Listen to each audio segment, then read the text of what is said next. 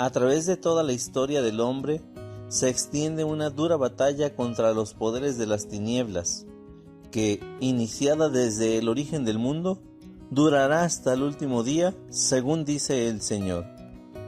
Esta situación dramática del mundo, que todo entero yace en poder del maligno, hace de la vida del hombre un combate. Catecismo de la Iglesia Católica, numeral 409. El guerrero católico, escrito por Robert Abel. Capítulo 2. El enemigo. Hace muchos años conocí a una mujer llamada Atena, que podía ver dentro de la esfera del alma. Conforme nuestra amistad fue creciendo, ella comenzó a detectar una presencia insana en mí que emergía en ambientes sociales. Cada vez que yo iba a un club, bar o a un evento social muy concurrido donde hubiera mujeres hermosas, mi personalidad cambiaba. Mi modo de ser ordinario desaparecía y una personalidad de Don Juan tomaba su lugar. Dicho comportamiento no lo provocaba ni la lujuria ni los pensamientos sexuales. Estaba más bien provocado por el pecado de la codicia.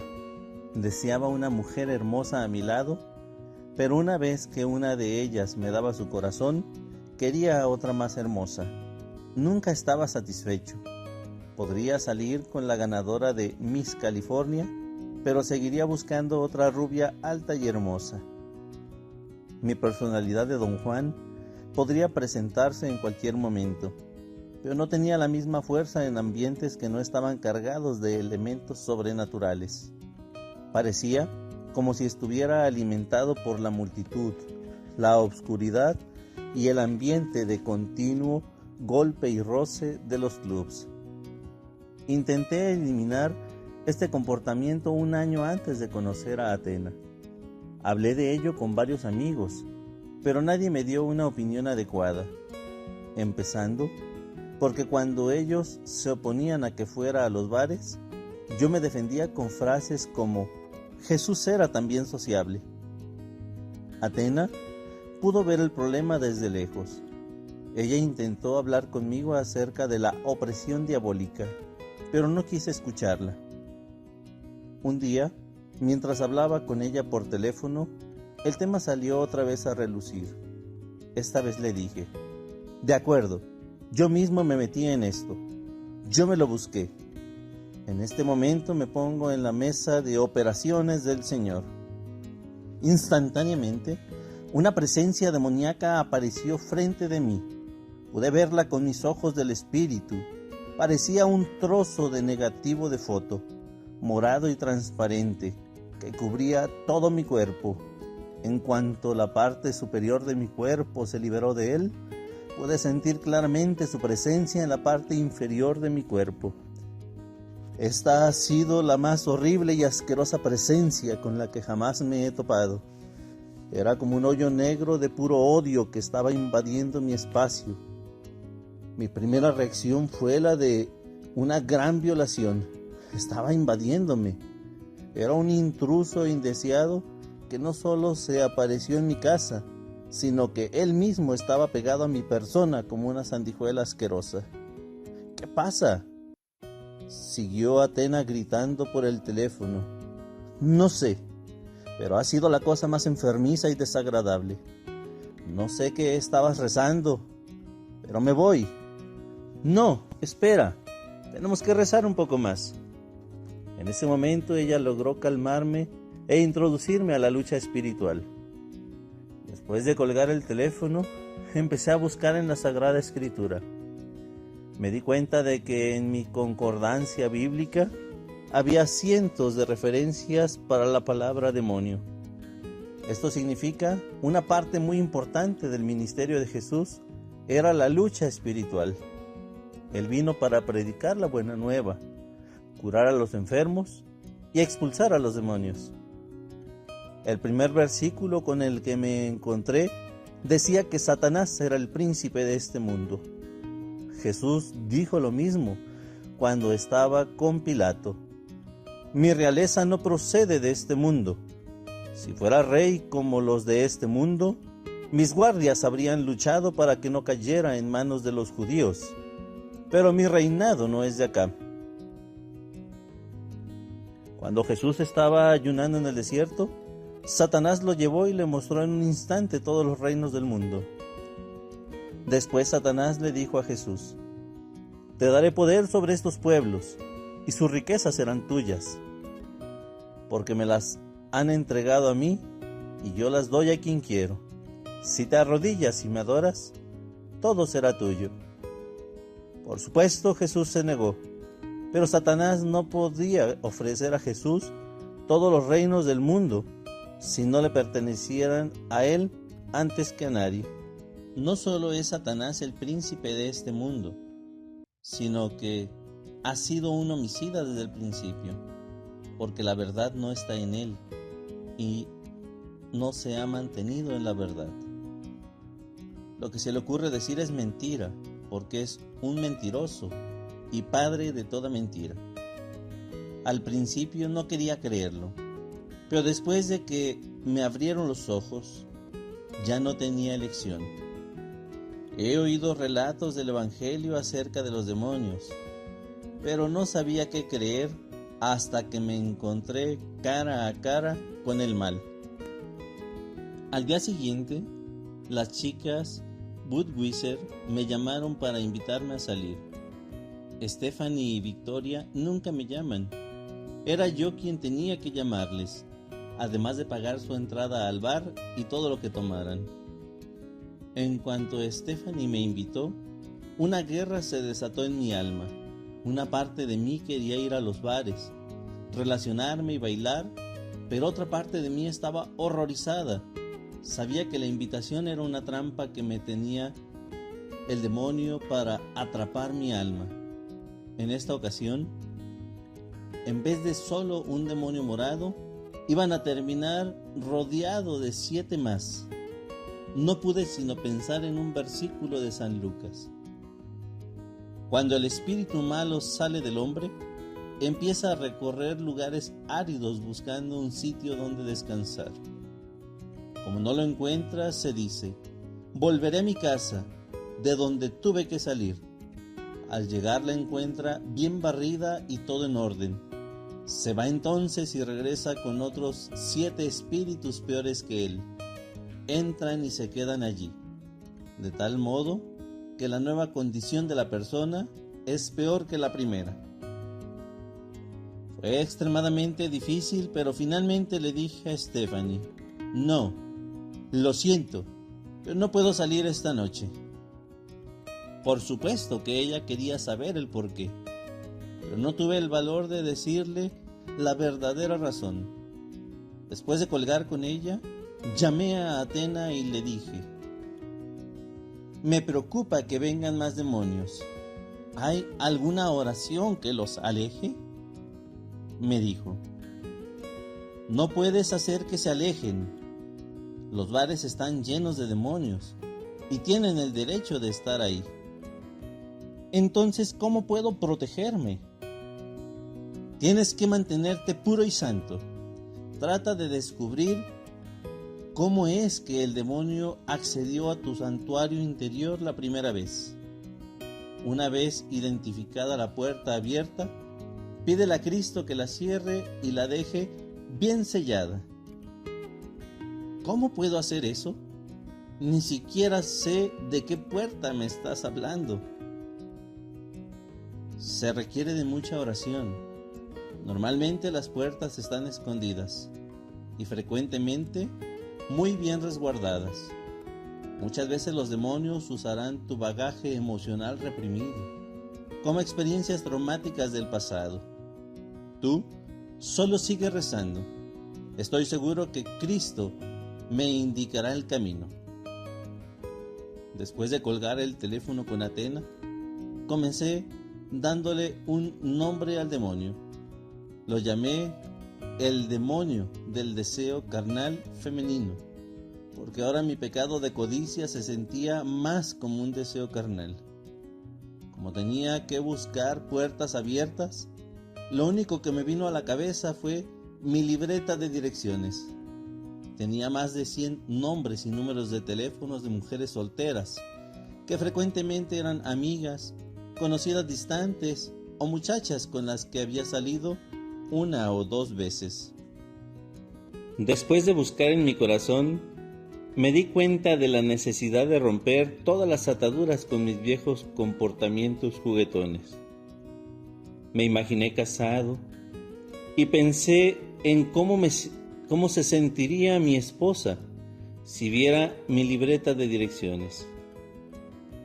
Seguro que no lo aprobaría, pero en alguna causa no podía deshacerme de ella.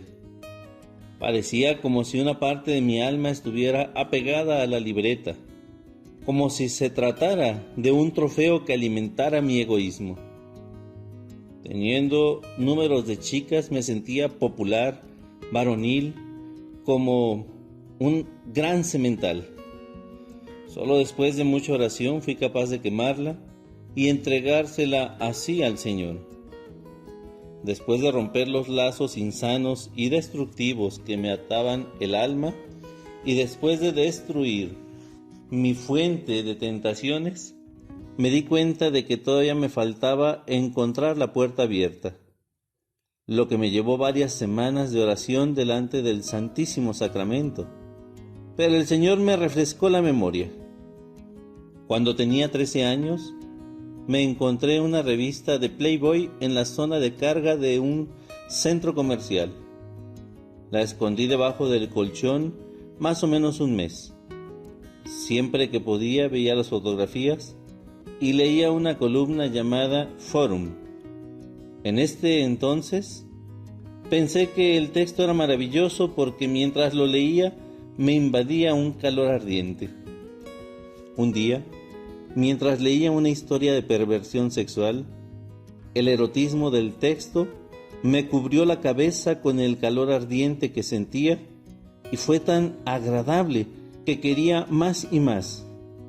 Quería posesionarme del calor, de los sentimientos, de la pasión erótica que provenía del texto, sin saber lo que estaba haciendo. Hice un pacto en la esfera de mi alma y el demonio deseo carnal femenino entró en mi ser.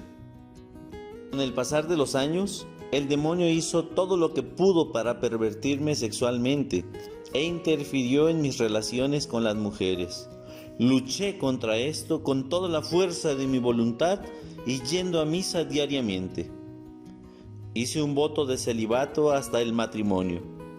Siempre que me asaltaba un pensamiento lujurioso, lo desechaba de inmediato. Sin embargo, el demonio continuaba aferrándose a causa del pecado inconfesado en mi alma. Aunque me confesaba con frecuencia, el demonio conservaba el derecho sobre mi alma, porque nunca hice un auténtico acto de contrición. Estoy seguro de que en ese tiempo sí me confesé varias veces del pecado de la lujuria, pero nunca fue una confesión auténtica, porque nunca estuve arrepentido de verdad. Una parte de mí disfrutaba de esa sensación lujuriosa que me envolvía. Después de que el Señor me mostró la resquebrajadura en mi santuario interior, le supliqué que me perdonara. No había visto pornografía desde que tenía 13 años, pero después de descubrir cuál era la puerta abierta, inmediatamente fui a confesarme y dejé bien cerrada esa puerta. Desde entonces me siento más fuerte que nunca, llenando con el Espíritu Santo el vacío que dejó el demonio en mi alma. Mi personalidad de Don Juan había dejado de existir completamente. Ya ni siquiera he podido volver a los bares. Me enferman. El juego del mujeriego se había ido por completo. Después de una búsqueda más extensa me di cuenta que la Iglesia Católica concibe 2 tipos de exorcismos. El primero es el exorcismo simple, que forma parte del bautismo. Después de ungir con aceite a los catecúmenos, el celebrante les impone las manos diciendo una pequeña oración. El otro tipo de exorcismo concebido por la Iglesia Católica solo se celebra en los casos de posesión diabólica y se le llama solemne. Solo lo puede celebrar el exorcista nombrado por el obispo, quien le otorga los permisos para hacerlo. En caso de la posesión diabólica, la víctima se consume con la presencia del maligno, como en la película del exorcista. Los demonios han tomado control del cuerpo de la víctima y son capaces de hablar y actuar sin el consentimiento de la víctima. Muchas veces las víctimas gritan blasfemias, poseen poderes y fuerzas sobrehumanos y necesitan que los amigos y familiares los sujeten. La Iglesia cubre dos extremos: ora sobre los elegidos para el bautismo y tiene un equipo de especialistas que puede liberar a quienes estén totalmente poseídos. Pero, ¿y el grupo intermedio? En mi caso, ya había recibido la oración en mi bautismo y al mismo tiempo no estaba poseído. Pesqué un demonio leyendo un artículo en Playboy. San Pablo también tuvo experiencias desagradables con demonios. 3 veces le suplicó al Señor que lo librara del demonio. Pablo no estaba poseído, sino que le fue clavado un aguijón en la carne, un verdadero delegado de Satanás para él. Otros hombres santos como San Pablo de la Cruz y San Nicolás de Tolentino tuvieron que luchar contra demonios, al igual que mujeres de Dios como Santa Catalina de Siena y Santa Teresa de Ávila. Satanás no solo ataca a los hombres de Dios, sino que es el enemigo de todo cristiano. En la primera de Pedro 5:8 dice que el diablo ronda como león rugiente buscando a quien devorar. Todos los días millones de cristianos son asaltados por una presencia oscura. Como peste mortal, los demonios tienen la habilidad de provocar todo tipo de problemas médicos, desde los más pequeños hasta cáncer, epilepsia, influenza y leucemia. Dios no creó las enfermedades. Estas son originadas por Satanás después de la caída de Adán y Eva. El evangelista Lucas específicamente señala 2 tipos de sanación que realiza Jesús. El primero es la curación de enfermedades médicas, y el otro tipo está relacionado con los demonios. Por ejemplo, cuando la suegra de Pedro estaba enferma, Jesús se inclinó hacia ella, dio una orden a la fiebre y ésta desapareció. Ella se levantó al instante y se puso a atenderlos. En otros casos parece que el paciente está sufriendo de una condición médica, pero después de que Jesús le ordena a algún demonio que se aleje, el paciente se recupera. Un buen ejemplo es el del joven epiléptico, enfermedad crónica nerviosa que afecta el control del cerebro sobre la conciencia y los movimientos musculares. Todo el mundo estaba convencido que el muchacho no se curaría. Sin embargo, Jesús dio una orden al demonio que salió, y desde ese momento el niño quedó sano. Lo mismo sucedió con una mujer que estuvo tullida 18 años. Era un problema médico causado por demonios. Estaba encorvada y no podía enderezarse. Los demonios entraron en el cuerpo de la mujer y poseyeron sus huesos y músculos. Estaban interfiriendo con los impulsos eléctricos de su sistema nervioso. Después de diagnosticar el problema, Jesús le impuso las manos y dijo: «Mujer, quedas libre de tu mal». Cuando los jefes de la sinagoga se indignaron porque había curado en sábado, Jesús les dio un punto de vista más profundo de la situación. Él respondió: «Esta es hija de Abraham, y Satanás la mantenía atada desde hace 18 años. ¿No se la debía desatar precisamente en día sábado?». No se trataba de un problema médico, sino que Satanás la tenía atada. En algún momento de su pasado ella aceptó un pacto con el demonio debido a la vida pecaminosa, y el demonio fue haciendo crecer su influencia en su vida. Quizá esto empezó con una simple tentación que dio lugar a un pecado recurrente y pudo haberlo heredado de alguno de sus padres en forma de heridas emocionales. Después de estudiar la Escritura, encontré que los demonios tienen la necesidad de habitar en criaturas vivas. pueden experimentar emociones, expresar sus deseos y hablar a través de los seres humanos. Tienen la habilidad de tomar decisiones inteligentes y de unirse con otros espíritus malignos. Pueden reunir sus poderes, hacer posesiones masivas e incluso ejercitar enorme fuerza física. Un buen ejemplo de todas estas habilidades es el caso del hombre poseído en Gerasá. Después de que Jesús bajó de la barca, un hombre vino a su encuentro, saliendo de entre los sepulcros, pues estaba poseído por un espíritu malo. El hombre vivía entre los sepulcros y nadie podía sujetarlo, ni siquiera con cadenas. Varias veces lo habían amarrado con grillos y cadenas, pero él rompía las cadenas y hacía pedazos los grillos y nadie lograba dominarlo. Día y noche andaba por los cerros entre los sepulcros, gritando y lastimándose con piedras. Al divisar a Jesús, fue corriendo y se echó de rodillas a sus pies. Entre gritos le decía: «No te metas conmigo, Jesús, Hijo del Dios Altísimo. Te ruego por Dios que no me atormentes». Es que Jesús le había dicho: «Espíritu malo, sal de este hombre». Cuando Jesús le preguntó: «¿Cómo te llamas?», contestó: «Me llamo Multitud, porque somos muchos».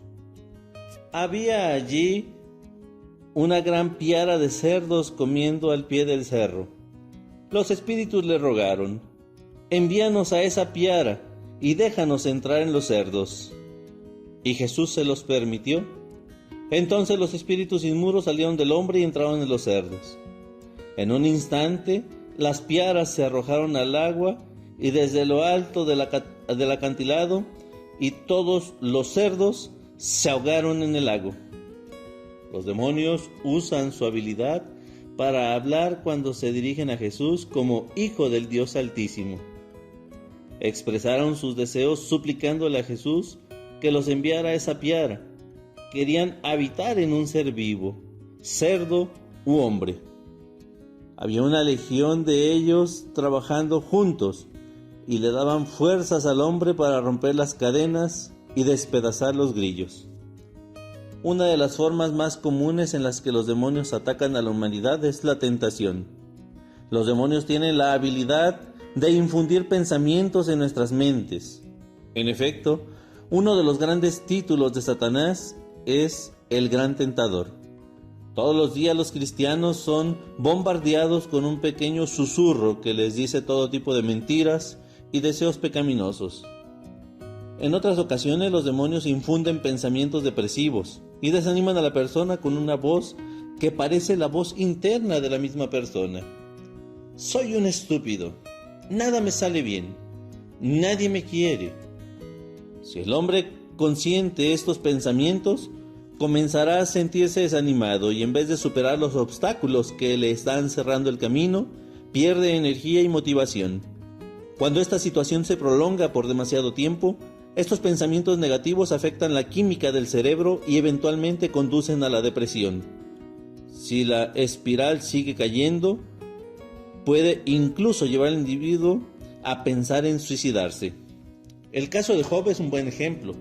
Después de que Satanás manipuló el proceso mental de los caldeos y llenó sus corazones de malas intenciones, hicieron 3 columnas de soldados y atacaron a sus camellos.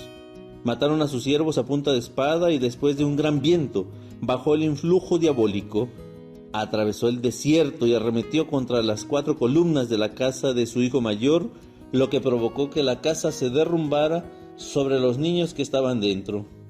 Satanás incluso atacó a Job, causándole enfermedades. El causante de tanto mal fue delante del trono de Dios y obtuvo el permiso para actuar.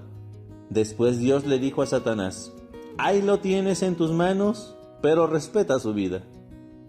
Salió Satán de la presencia de Yahvé y hirió a Job con una llaga incurable desde la punta de los pies hasta la coronilla de la cabeza. Satanás es el príncipe de este mundo, el león rugiente que busca a quien devorar, el causante de nuestros males y el padre de la mentira. El ladrón solo tiene un propósito, y es matar, robar y destruir. Los demonios pueden provocar enfermedades, accidentes e infecciones tienen el poder de destruir vidas, matrimonios y relaciones. ¿Cómo puede un Dios amoroso permitir que exista el mal? La respuesta cambiará por completo tu visión del mundo.